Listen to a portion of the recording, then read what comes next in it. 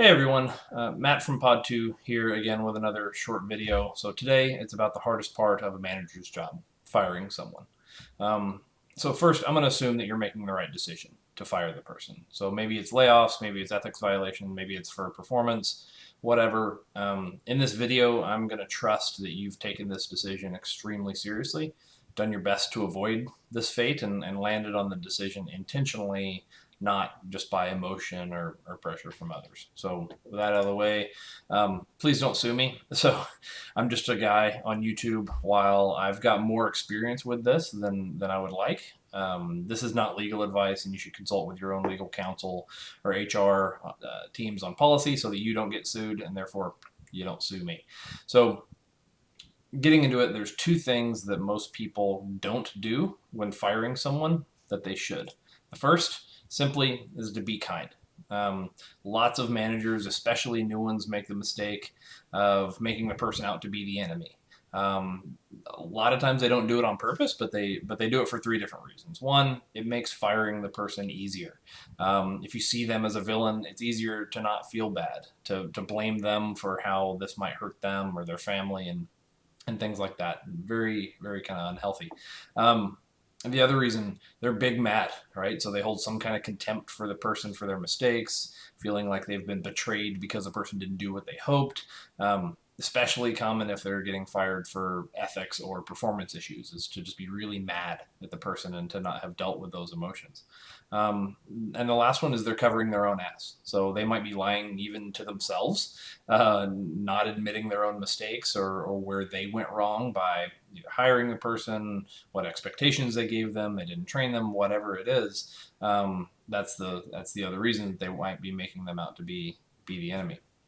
So to counteract this, right, it's about kindness. So be kind and remember three things. One, remember that as a leader, everything that happens on your team is on you. Right? So even if the person proved to be racist, sexist, dishonest, or some other type of moral bankruptcy, you made the mistake of hiring them. If you didn't hire them, you didn't fire them soon enough. And then second, remember that people's behavior is often more dependent on their situation and than any inherent qualities about them. So consider what problems with the role, the company, the expectations that you had of them, or you personally could have contributed to the issue.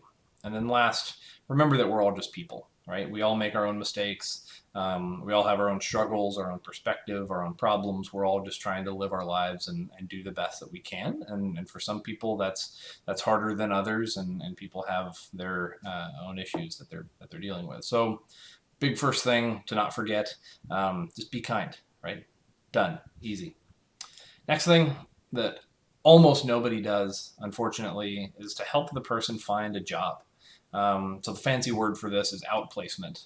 There's a bunch of firms popping up that offer support, outplacement support as a service. So it's consulting profiles. It's absolutely a good thing. I'll link a couple in the description below. But if you really want to be a leader, right? If you really want to help the people that work for you, regardless of how long that time lasts or how much they do for you or how well it works out,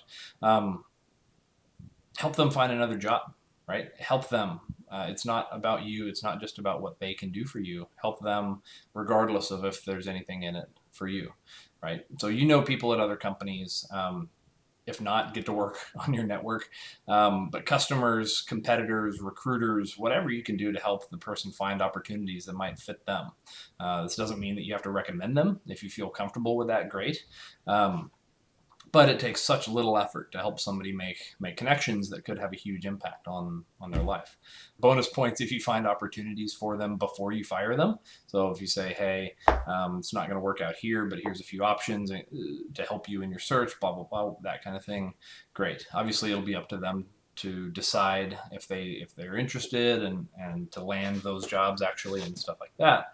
But this is a case where you can use your position for good. And then to explain the asterisk here, if the person is racist or getting fired for sexual harassment or something like that. If there's anything that you can do to help them to not be an asshole anymore, then great, right? If there's resources for counseling that you want to help them find and stuff like that, awesome. But obviously, with people like that, it's fully understandable if you just kind of wash your hands of them. So, I mean, that's it for today, right? Pretty simple stuff, but these are a couple of things that not enough people do when they're firing somebody. So don't forget to be kind and just help them however you can. Right? There's other more obvious things like being direct and concise when you're delivering the news. Don't do it over email. Don't get into an argument with them and stuff like that. But you can figure those out just by thinking about how the person might be feeling and considering the best way to approach things. But that's it for today. So good luck with your layoffs. I hope your firings go really well.